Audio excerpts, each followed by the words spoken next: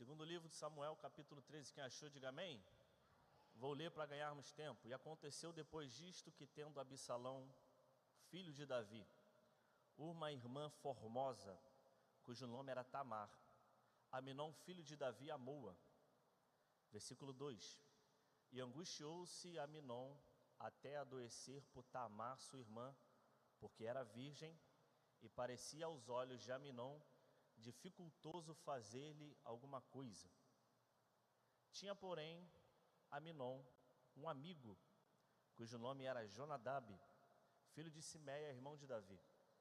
E era Jonadab homem muito sagaz, o qual disse: por que tu de dia em dia tanto emagrece, sendo filho do rei? Não me farás saber a mim? Então disse Aminon: amo a Tamar, irmã de Absalão, meu irmão. E Jonadab lhe disse: deita-te na tua cama, finge-te doente, e quando teu pai te vier visitar, dize-lhe: peço-te que minha irmã Tamar venha, me dê de comer pão, prepare a comida diante dos meus olhos, para que eu a veja e coma da sua mão. Deitou-se, pois, Aminon, e fingiu-se doente. E vindo o rei visitá-lo, disse Aminon ao rei: peço-te que minha irmã Tamar venha e prepare 2 bolos diante dos meus olhos, para que eu coma da sua mão. Mandou então Davi a casa a Tamar, dizendo: vai à casa de Aminon, teu irmão, e faze-lhe alguma comida. E foi Tamar à casa de Aminon, seu irmão. Ele, porém, estava deitado, e tomou a massa, a amassou, fez bolos diante dos seus olhos, e cozeu os bolos. E tomou a frigideira, e os tirou diante dele, porém ele recusou comer. E disse a Aminon: fazei retirar todos da minha presença. E todos se retiraram dele. Então disse Aminon a Tamar: traze a comida, a câmara, e eu comerei da tua mão. E tomou Tamar os bolos que fizera, e levou-os a Aminon, seu irmão, à câmara. E chegando-los para que comesse, pegou dela e disse-lhe: vem, deita-te comigo, minha irmã. Porém ela lhe disse: não, meu irmão, não me force, porque não se faz assim em Israel. Não faças tal loucura, porque aonde iria eu com minha vergonha? E tu serias como um dos loucos de Israel. Agora, pois, peço que fales ao rei, porque não me negará a ti. Porém ele não quis dar ouvidos à sua voz. Antes, sendo mais forte do que ela, a forçou e deitou com ela. Depois Aminon sentiu grande aversão por ela, pois maior era o ódio que sentiu por ela do que o amor com que amara. E disse-lhe Aminon: levanta-te e vai. Então ela lhe disse: não há razão de que me despedires assim. Maior seria este mal do que outro que já me tens feito. Porém não lhe quis dar ouvidos. E chamou a seu moço que o servia e disse: ponha para fora esta e feche a porta após ela. E trazia a ela uma roupa de muitas cores, porque assim se vestiam as filhas virgens do rei. E o seu servo a pôs para fora e fechou a porta após ela. Então Tamar tomou cinza sobre a sua cabeça e a roupa de muitas cores que trazia consigo, e pôs as mãos sobre a cabeça, e foi andando e clamando. E Absalão, seu irmão, lhe disse: esteve Aminon, teu irmão, contigo? Ora, pois, minha irmã, cala-te, é teu irmão, não se angustie o coração por isto. Assim ficou Tamar solitária em casa de Absalão, seu irmão. E ouvindo o rei todas essas coisas, muito se acendeu a ira. Versículo 22, a gente encerra a leitura. Porém Absalão não falou com Aminon, nem mal nem bem, porque Absalão odiava Aminon por ter forçado Tamar, sua irmã. Você pode se assentar, se possível com a sua Bíblia aberta, por gentileza, para que você acompanhe comigo o texto. Irmãos, nós estamos diante de um texto que eu julgo ser um dos textos mais fortes da Bíblia, e por que não dizer um dos textos mais tristes também. Mas quando pedi ao Senhor uma mensagem, uma palavra, Ele me direcionava a esse texto, e como eu já lhe disse, não quero fugir da proposta do tema. Estamos falando de confiança, mas o Espírito Santo de Deus me conduzia a falar algo nesta manhã e que eu quero compartilhar com os irmãos. Se eu pudesse dar um tema, e posso, chamaria essa mensagem de como confiar quando a confiança é quebrada. Nós estamos em um momento do reinado do rei Davi. Vou ser bem curto e direto. E o texto nos apresenta alguns dos seus filhos. E o primeiro apresentado para nós tem o nome de Aminon. Precisamos entender que no reino, haviam muitas casas. Como os homens, os reis, poderiam ter mais de uma esposa, eles tinham mais de uma casa. E cada casa era governada ou administrada por um filho homem. Então o texto começa a se passar na casa de Aminon. Tamar, por exemplo, ela morava na casa que era administrada pelo seu outro irmão, Absalão. Então em sua casa, Aminon, a Bíblia nos apresenta que ele vai adoecer. E o texto diz que ele amava sua irmã, sua meia-irmã Tamar. Mas o que é chamado aqui de amor, não se passa de uma paixão, e o texto nos deixa claro que uma paixão doentia, porque deixa bem direto para nós que Aminon ele vai adoecer com aquele sentimento. E por que, Felipe, você fala que era uma paixão e não um amor? Porque amor é completamente o oposto da paixão. Quem ama não machuca, quem ama não fere, quem ama não trai, quem ama não expõe, quem ama não é possessivo. E o que Aminon estava sentindo era uma possessão por sua irmã, ao ponto de adoecer. Me chama a atenção as palavras usadas no texto, porque ele adoeceu não pelo fato de estar apaixonado por sua irmã, ele adoeceu pelo fato de saber que era difícil ter alguma coisa com sua irmã. Não é que ele lutou ou relutou contra o desejo que nasceu dentro dele, é que Aminon sabia que não poderia concluir o seu desejo, por isso ele adoece, por isso aquele sentimento vai estar minando dentro dele ao atingir sua saúde física. Um príncipe, um homem de bens, um homem vivendo no reino, filho do rei, começa a emagrecer, o seu semblante muda para um semblante mais apático, anêmico, fraco. Aí outro personagem nos é apresentado no texto, no versículo 3, diz que ele tinha um amigo, um primo amigo de Aminon, de nome Jonadab. Guarde esse nome, por favor. Jonadab, que era um primo, mas o texto apresenta como amigo, pois amigos são íntimos, e amigos têm a intimidade e a confiança de compartilharem os seus maiores segredos. Um amigo conhece o outro, e quando Jonadab bate os olhos em Aminon, ele percebe claramente que o Aminon não está bem, e ele diz, vou aqui conjecturar a fala, por que tu está com essa cara batida? Tu mora aqui no bem bom, tu é filho do rei, tu tem tudo que tu precisa, é só tu estalar o dedo que vão te servir. Para estar com essa cara é porque alguma coisa não está certa. Anda, desembucha, fala logo o que tu está sentindo, que de repente eu posso te ajudar. Aminon não vai titubear, ele vai logo compartilhar o sentimento que estava no mais profundo da sua alma com seu primo amigo Jonadab. E ele diz, é que eu amo a minha irmã Tamar, eu desejo minha irmã Tamar, mas não tem como eu executar o meu desejo, não tem como eu pôr em prática o meu sentimento por ela, é difícil, além de ser minha irmã, é muito difícil. Então Jonadab, que se apresenta como amigo de Aminon, ele vai dar um conselho, ele já vem com um plano totalmente articulado. Me chama a atenção e eu preciso te fazer também ter atenção nisso, porque no versículo 3, a Bíblia aponta como Jonadab e aponta ele como um homem muito sagaz. A palavra hebraica usada para sagaz aqui é a mesma usada para serpente no Éden. É a mesma palavra usada no livro do Gênesis, quando diz que a serpente era sagaz. Sagaz é aquela pessoa que tem o poder de persuasão, que sabe angariar vantagens para si, Assim era o Jonadab, ele sabia articular a situação ao seu favor, ele sabia conseguir as coisas ao seu favor, ele sabia agariar vantagens para si próprio.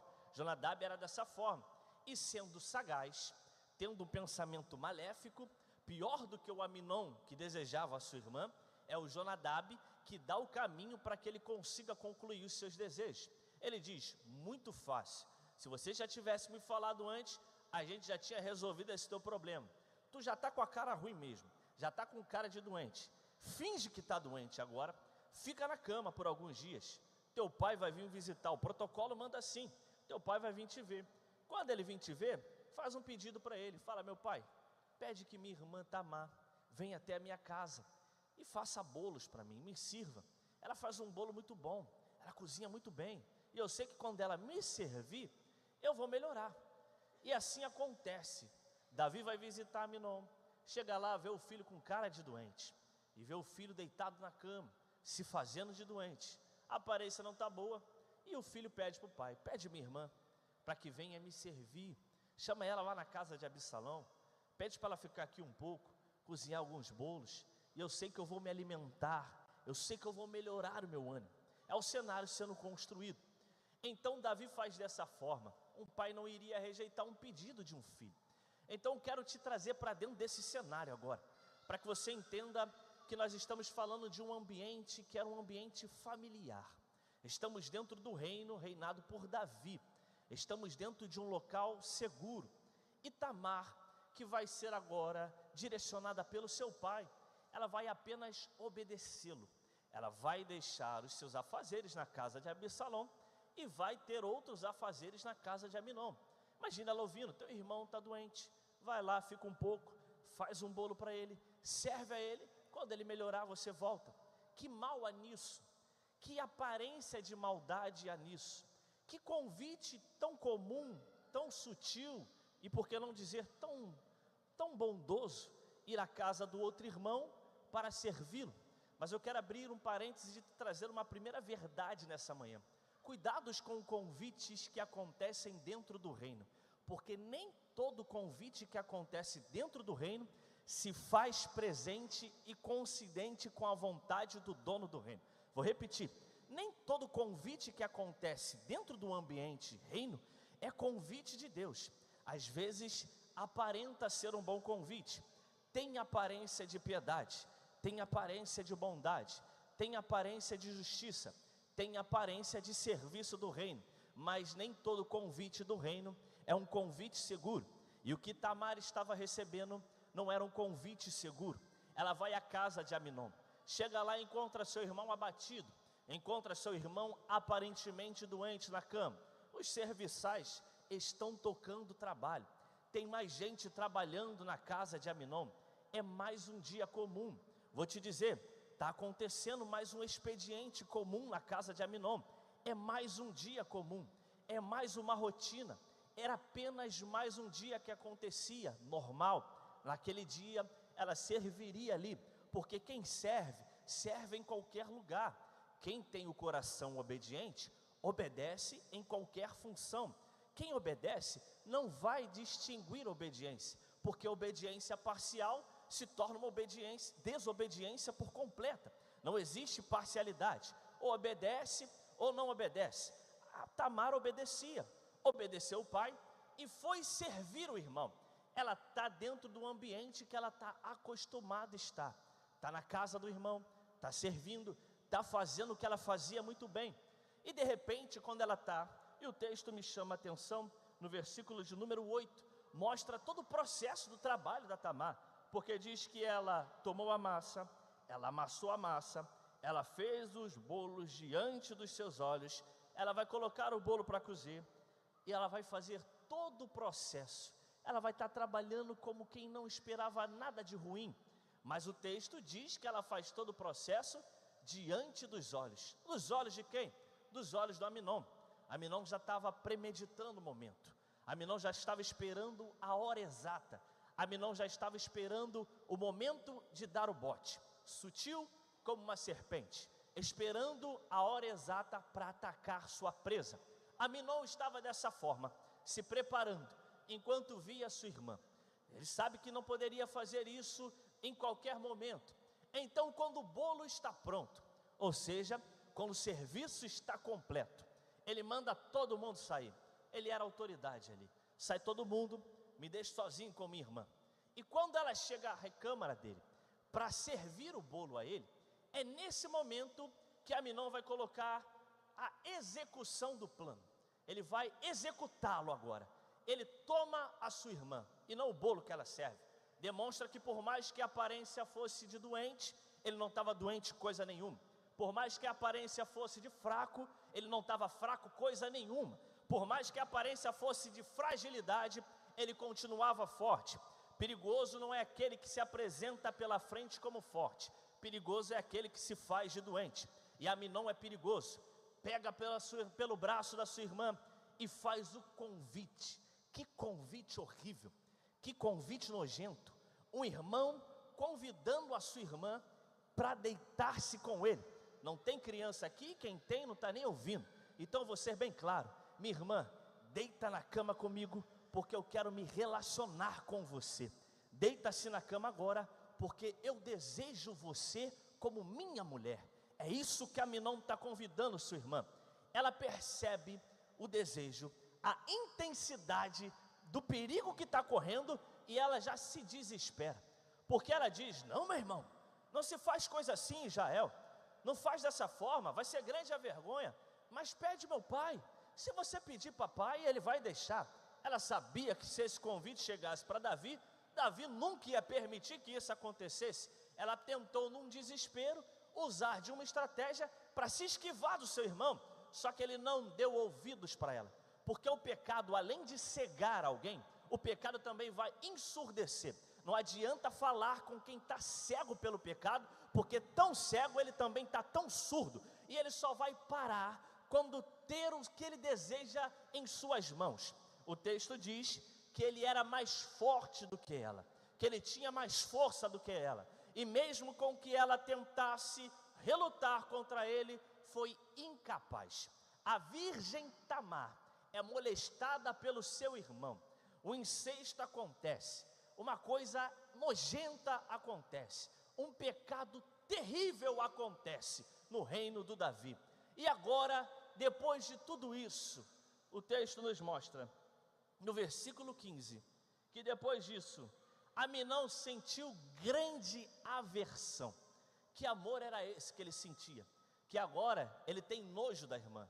Que amor e que paixão era essa que ele dizia sentir? Que agora ele tem ranço da irmã. Sabe o que é isso, irmãos? O pecado, ele nunca vai trazer um gosto saciável para nós. O pecado não é doce como mel. O pecado é amargo como fel. E por mais que seja executado, por mais que você consiga concluir o desejo, se é um desejo pecaminoso, ele nunca vai saciar a alma de ninguém. Ele nunca vai trazer paz. Pecado não traz paz. Pecado traz perturbação. Pecado traz condenação. Pecado traz aversão. Antes doente porque dizia amar. Antes ficou abatido porque dizia estar apaixonado. Agora que abusa da sua irmã, ele tem grande aversão e destrata da sua irmã como quem destratava uma mulher da vida. Ele diz: sai daqui, levanta e vai embora, como quem ele fosse a vítima e a sua irmã que fosse a errada da história. Ela diz: agora que tu já fez, tu vai me dispensar, agora que a vergonha está me encobrindo, tu vai me tratar dessa forma. Até que ele vê que ela está desesperada, então ele chama um dos seus servos, porque ele tinha poder para isso, e fala: tira ela daqui, tira essa megera daqui, tira ela da minha presença. Antes dizia amar, antes dizia estar apaixonado, antes dizia querer sua irmã, agora não quer nem olhar mais na cara dela. Então Tamar é retirada da presença de Aminon, a porta é fechada, ela é lançada para o lado de fora e vai ficar sozinha, desesperançosa, com sua alma angustiada e, por que não dizer, perturbada.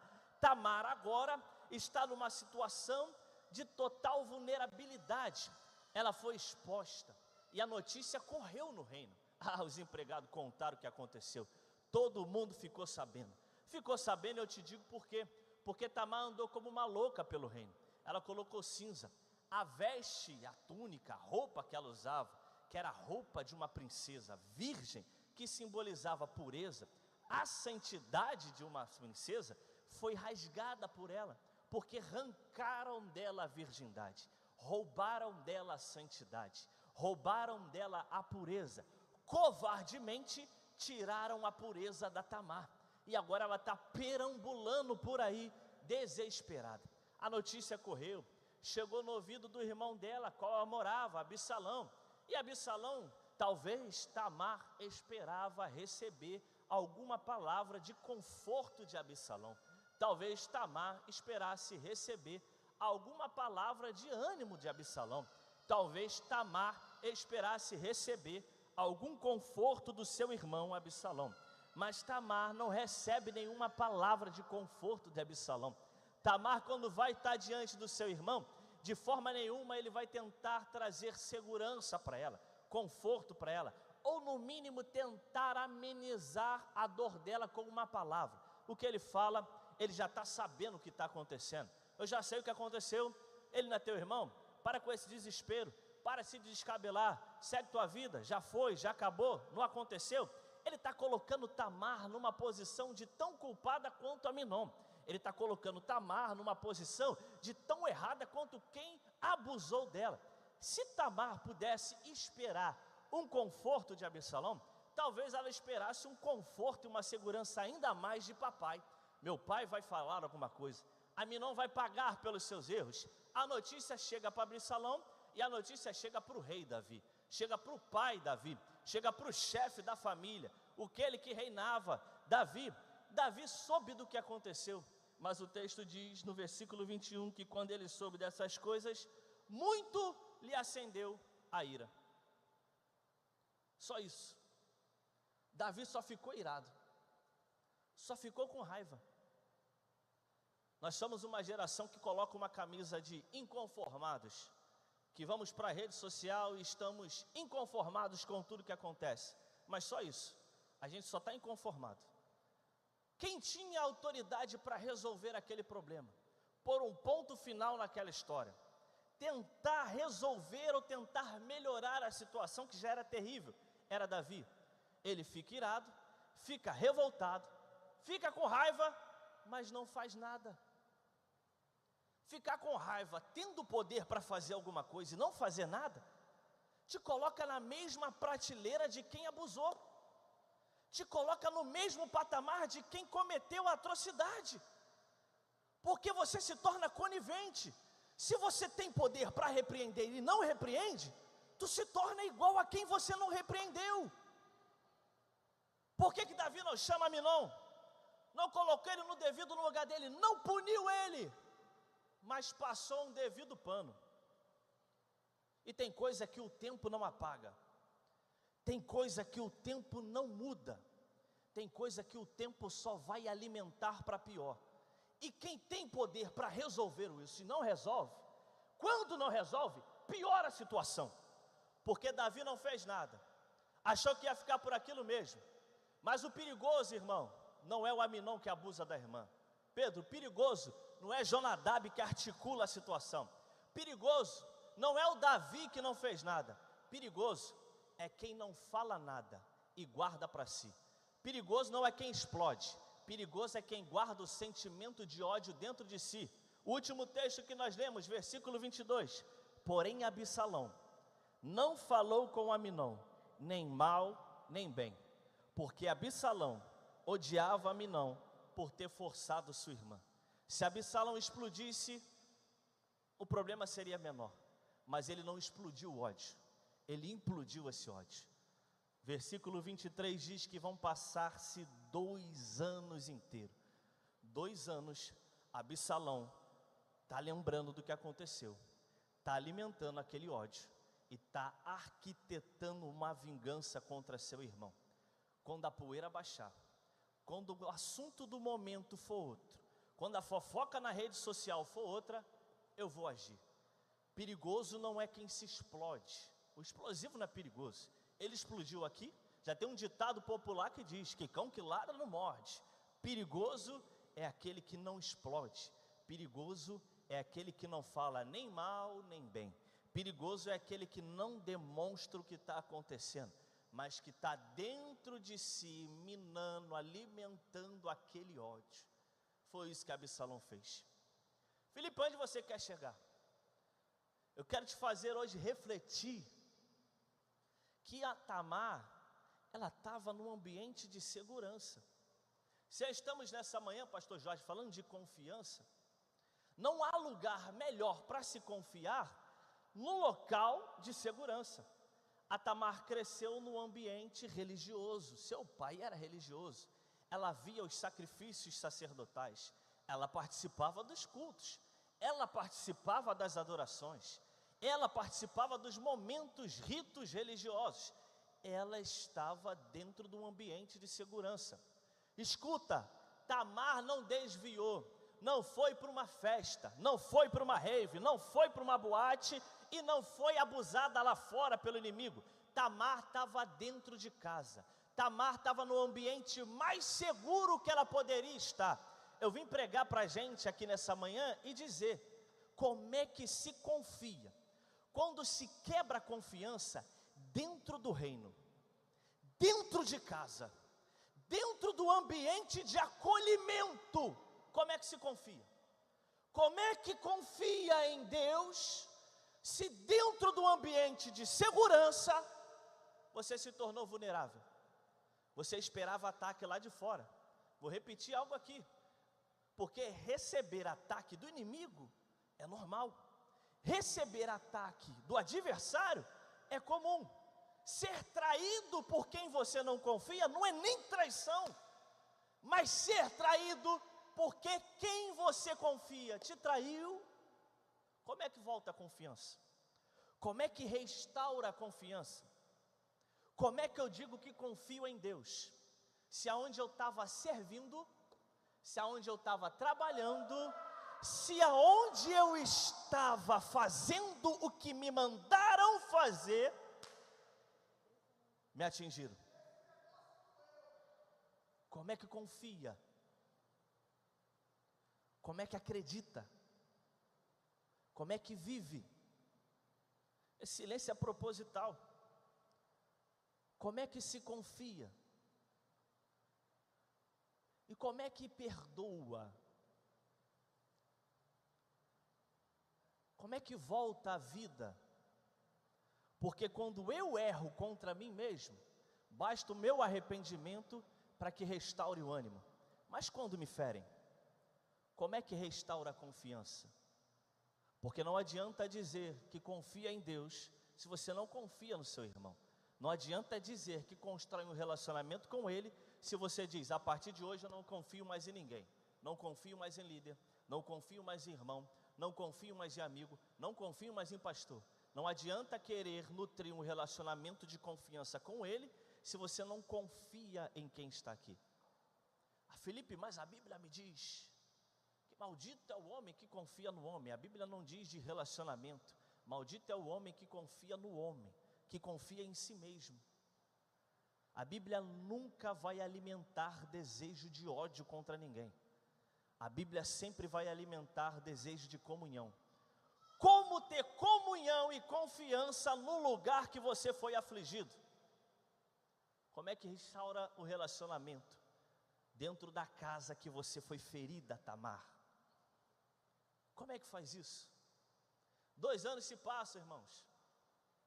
Absalão está lá só nutrindo ódio. Aminon já não está nem mais lembrando o que ele fez. Se não tem arrependimento, está seguindo a vida dele. Davi não tomou nenhuma medida. E o que acontece 2 anos depois? Deixa eu correr. Absalão vai arquitetar um plano. Absalão vai fazer, é agora que eu vou agir. Aminon vai estar bebendo. E quando ele estiver com as pernas trocadas, ele fala para os seus homens, seus servos, seus guerreiros: faz o seguinte, deixa ele bem doidão mesmo, deixa ele bem xaropado. Quando ele estiver trocando as pernas, quando ele estiver falando enrolado, quando ele se embriagar demais com o vinho. Ô Paulo, talvez tu olhou para isso e lembrou. Não vos embriagueis com o vinho em que há dissolução, contenda. O vinho sempre vai trazer contenda. Gerou contenda. Ele disse, quando ele estiver vulnerável, vocês matam ele.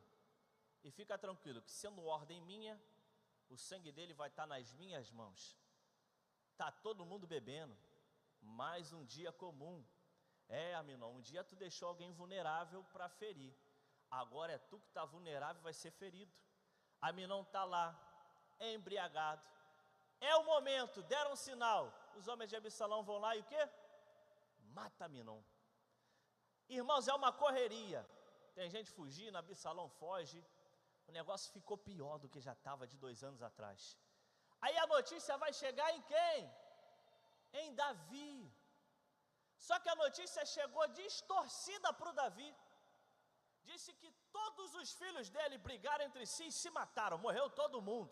Davi ficou desesperado, o que aconteceu? Davi não estava entendendo. Mas aí um personagem antigo aparece na história. Quem aparece, diz a Bíblia? O Jonadab de novo. O sutil, o sagaz, Tiago. Ele fala, ô meu tio, não é todo mundo que morreu não. É Absalão que matou Aminon, porque ele tinha ódio de Aminon lá daquele negócio de 2 anos atrás que ele abusou da Tamar. Quem é Jonadab? Jonadab é aquele que articula, que dá o plano, sai de cena, senta na primeira fileira, fica esperando a queda acontecer, sabe para quê? O mesmo que articulou, agora vai dar notícia da queda. Cuidado com Jonadab, ele é sagaz, ele é sutil, ele é traiçoeiro. Ele vai te dar o caminho, vai fingir que é amigo, vai sentar no camarote, e quando a queda acontecer, ele vai ser o porta-voz da queda. Cuidado com Jonadab, porque se tem um vilão nessa história, o vilão é Jonadab. Cuidado com o teu adversário que se apresenta como amigo. Cuidado com o inimigo que se apresenta como alguém de confiança. Vai ser o primeiro a noticiar. E o Davi, que 2 anos atrás não fez o que tinha poder para fazer, agora lamenta o luto de um filho. Quando o problema não é resolvido na sua raiz, ele só piora, gente. Quando a gente negligencia a situação, ela só tende a piorar. Mas já se passaram 2 anos. É o suficiente, ou não, até mais, para que nada tenha se resolvido. Não se resolve problema tapando o sol com peneira. Se resolve problema eliminando o problema. Mas e a Tamar, Felipe? A Bíblia não me fala mais dela. Como é que pode a Tamar agora? Como é que restaura essa confiança? Se toda essa situação, será que a Tamar ficou feliz quando o seu irmão morreu? Será que agora ela se sentiu vingada por Absalão? Irmão, vingança nenhuma vai alimentar ninguém positivamente. Ninguém que tem vingança vai conseguir ali se sentir em paz.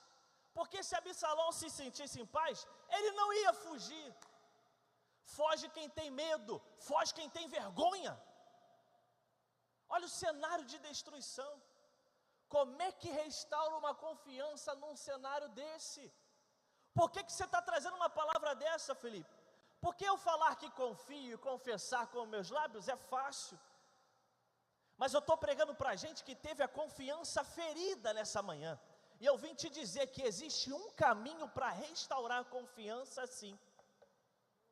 Existe um remédio para a tua alma, sim, que possa confortar esse teu coração angustiado. Tu foi traído? Tu foi atingido?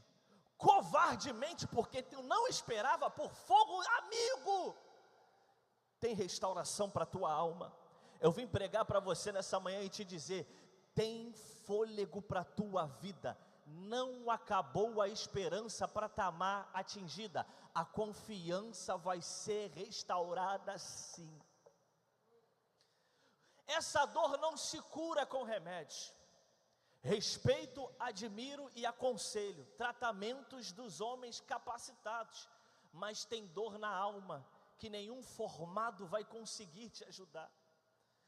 Não tem remédio, tratamento, não tem conversa com ninguém que possa salvar. Mas existe uma questão, existe um que fez, não vai fazer porque já fez.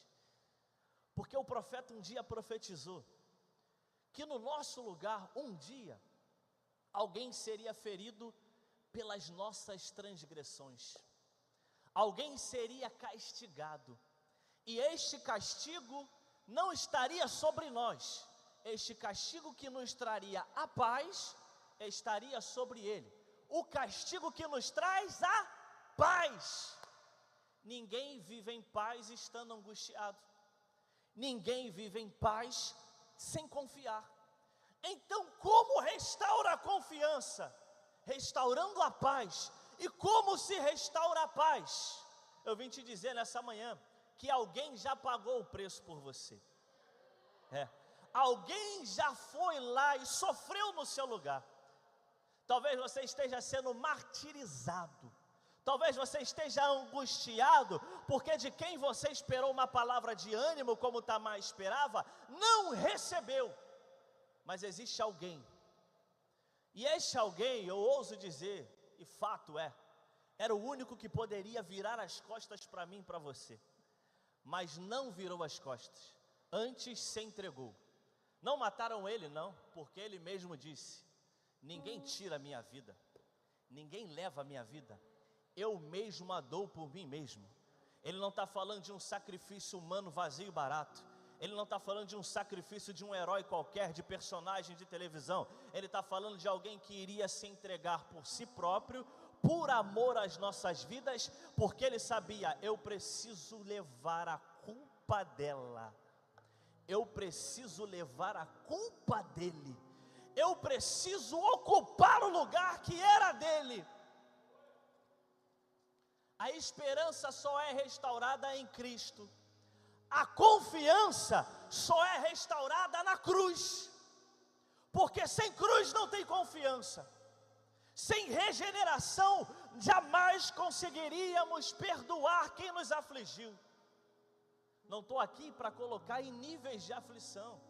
Talvez a tua angústia seja de um amigo que falou mal de você. Talvez a sua angústia seja de alguém que só falou uma coisinha na tua ausência e você ficou chateado, mas fere também. Talvez o fato não seja tão doloroso como foi da Tamar, mas talvez seja. Talvez de quem você esperava confiança não teve. Talvez de quem você esperava abrigo, você foi ferido.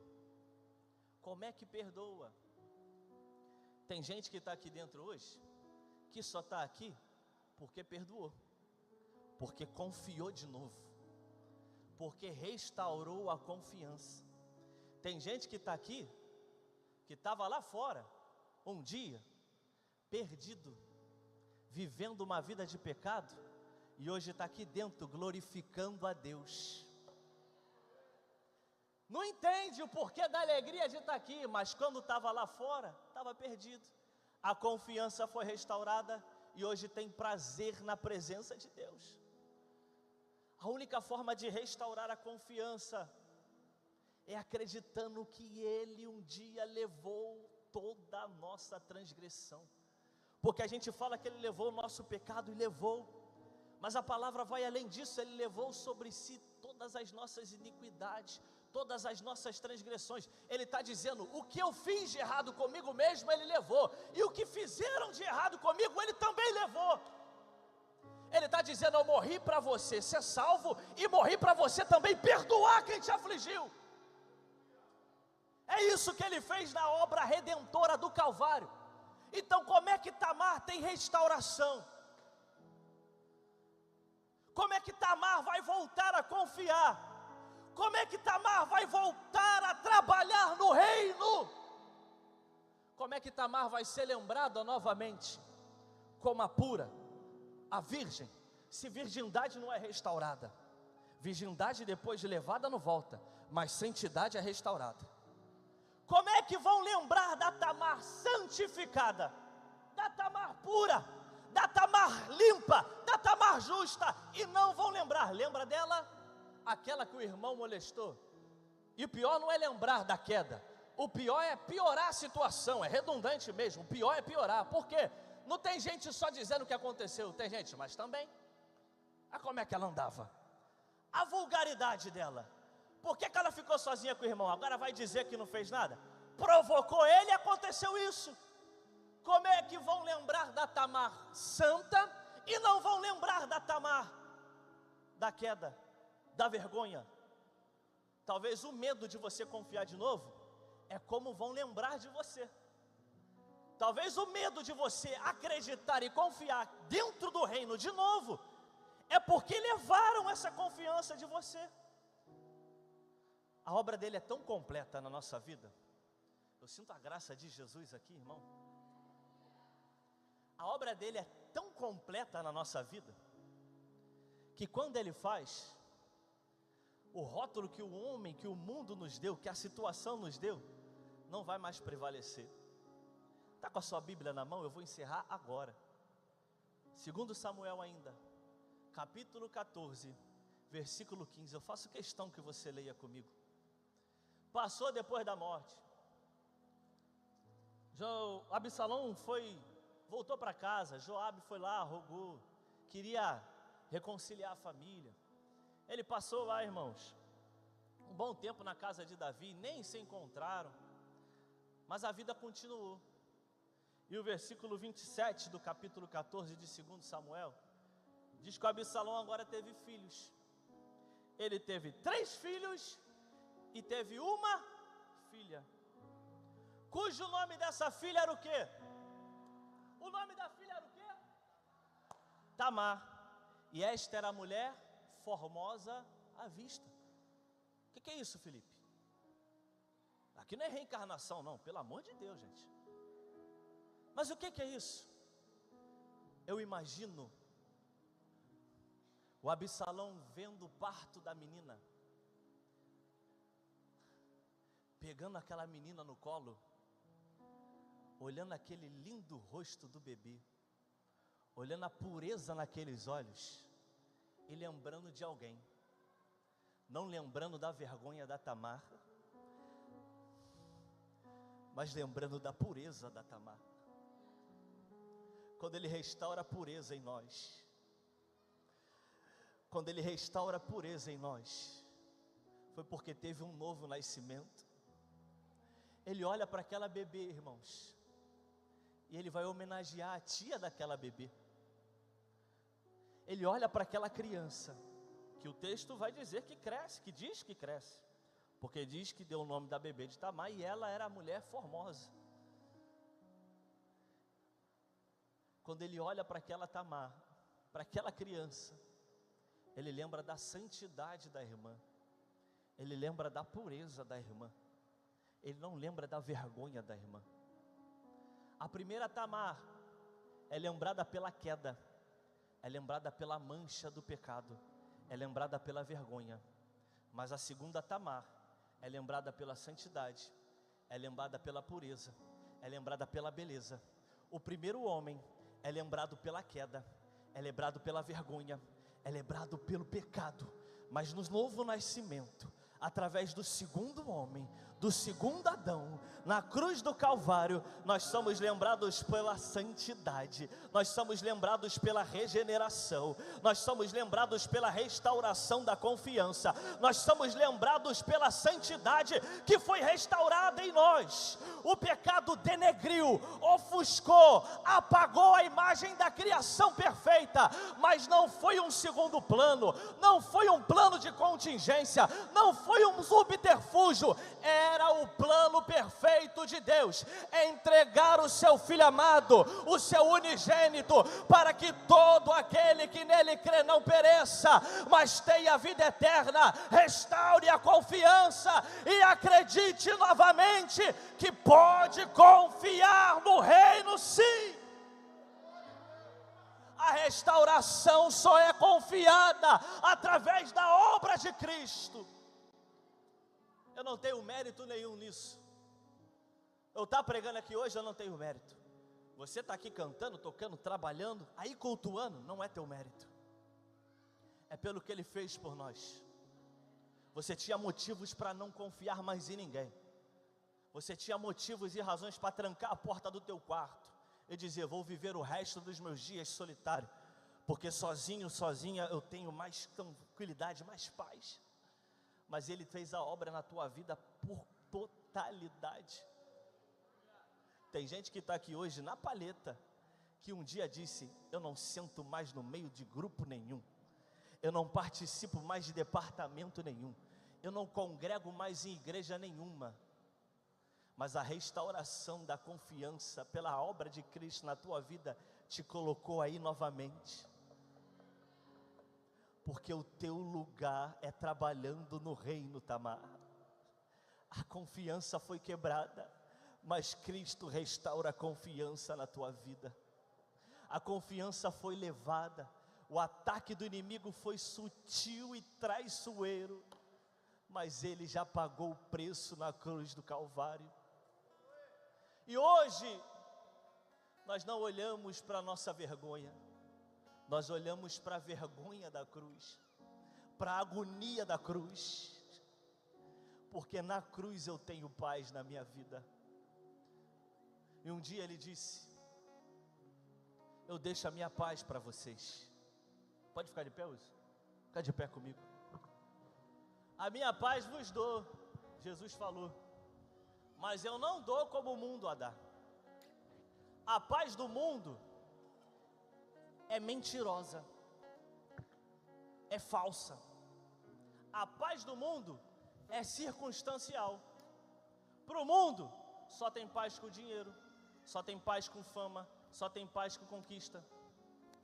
O mesmo Jesus que falou que nos deixaria a sua paz, mas deixou bem claro e explicado que não é a paz que o mundo dá, é o mesmo Jesus que disse para a gente ter bom ânimo, porque nesse mundo a gente enfrentaria aflições, e quanta aflição a gente enfrenta.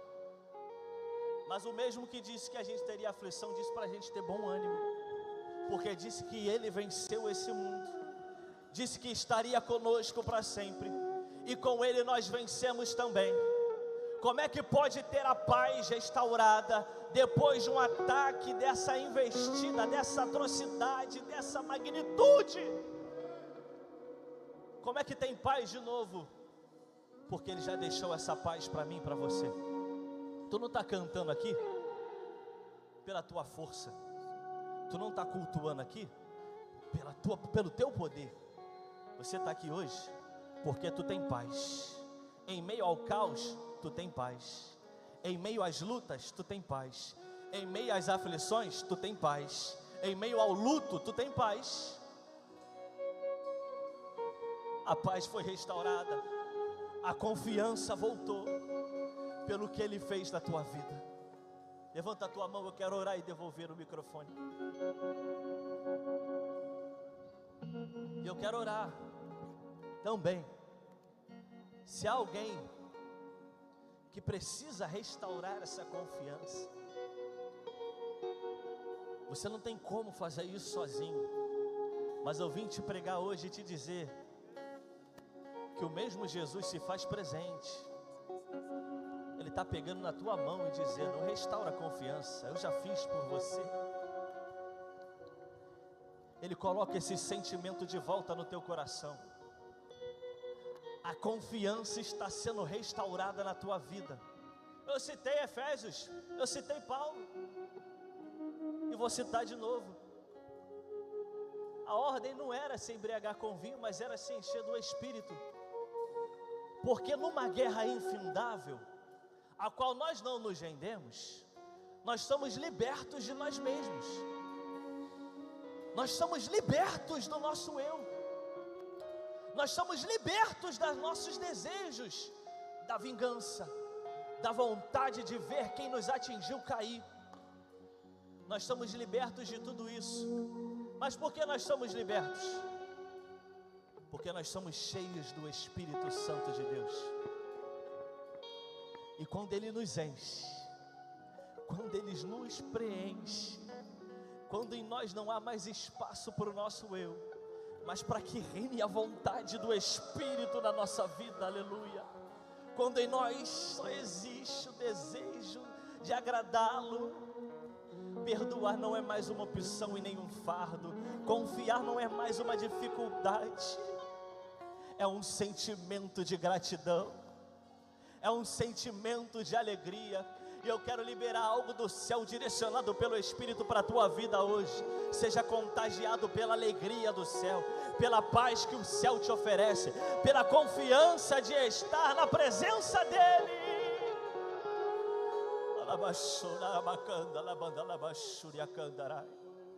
Eu sinto a graça do Senhor nos confortando nessa manhã.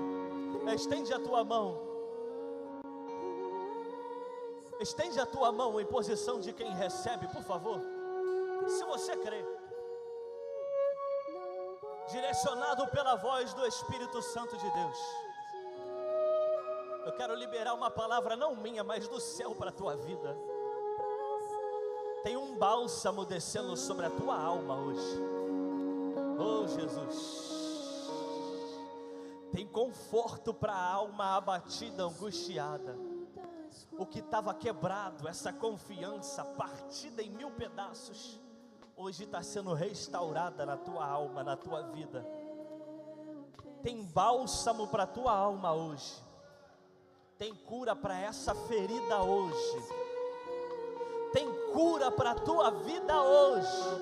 Tu não vai sair da mesma maneira. Não é clichê de pregador, é o que ele manda eu te dizer. Tu não vai voltar para aquele quarto de angústia.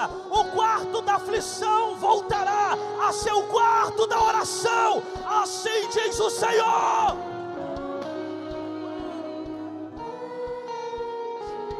O canto da vergonha, do choro, da lágrima vai ser o canto do choro, da lágrima, na presença dEle.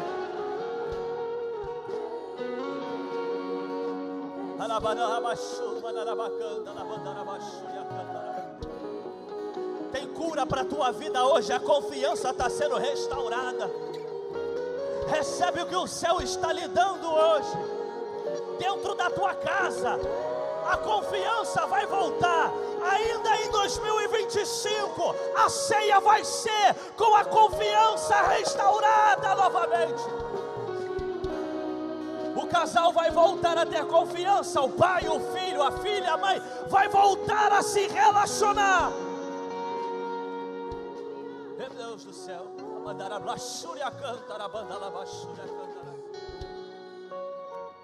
enquanto a gente está aqui cultuando a Ele, tem casa sendo visitada pelo Senhor neste dia. Aquele coração de pedra, aquele coração lá travado que diz: não volto, não vou, não quero, está sendo quebrado hoje. Está sendo quebrado o coração de pedra hoje, diz o Senhor. Estou visitando, estou restaurando a confiança. Só quem confia levanta a mão. Só quem confia declara isso. A tua mão, por favor, lá em cima. Abre a tua boca para declarar. Creio que tu és a cura. Creio que és tudo para mim. Ele é tudo que nós precisamos. Ele é tudo que nós precisamos. Diga. Creio que tu és a vida. Creio que não há outro igual a ti. Oh, Jesus. Jesus, eu preciso de ti. Segura. Aqui eu vou encerrar, vou devolver. Não gosto, não peço, não forço, mas direcionado pelo Espírito Santo. Pede licença respeitosamente quem está do teu lado. Segura na mão dele, na mão dela. Pode deixar baixinho, gente. Tá bonito. Cruza o corredor, por favor.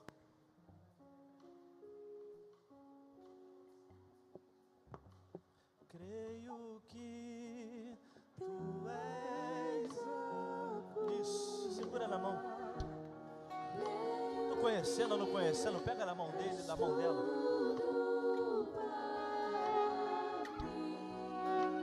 Abarabaxu, abacanda, labanda, labaxu de candarai. Colossenses capítulo 3. Perdoando-vos uns aos outros e suportando-vos uns aos outros. Esse suportar que Paulo diz não é eu suporto ele, não é isso não.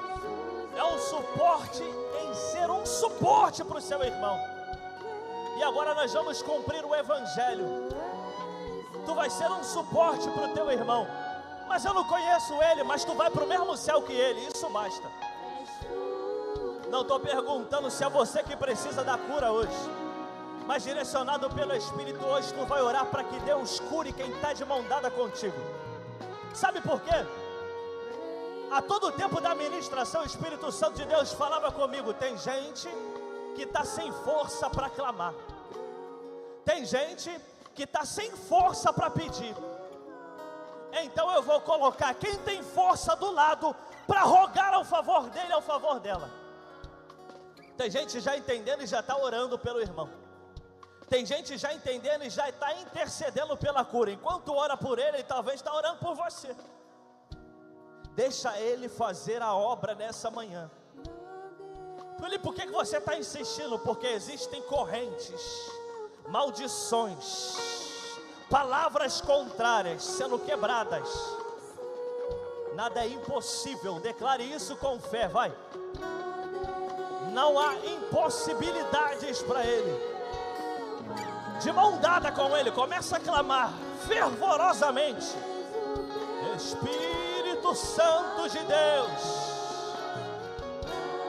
Espírito Santo de Deus, seja revestido, seja confortado, seja consolado, seja curado. Tenha a confiança restaurada na tua vida. Recebe do céu, recebe do Senhor nessa manhã. Oh Deus,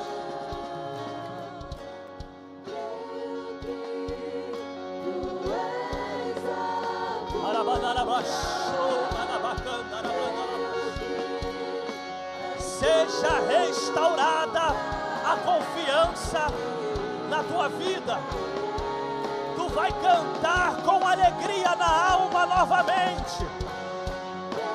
Tu vai voltar a alegrar-se na presença do Senhor. Levanta a mão desse teu irmão se você o pode. Com a mão dele levantada, por favor, abre essa tua boca. Se você sente essa presença que nos envolve, abra essa tua boca santa para exaltar a esse Deus que é santo. Faz aquele barulho que o inferno não gosta, que só quem confia sabe fazer.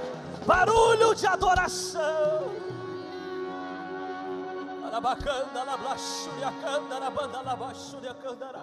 Levanta a mão dele. Tu está levantando a mão de um vencedor em Cristo Jesus. Tu está levantando a mão de quem venceu a depressão, de quem venceu a ansiedade, de quem venceu o medo, de quem venceu a insegurança, de quem é mais do que vencedor em Cristo. Levanta a mão dele e glorifica o nome do Senhor Jesus.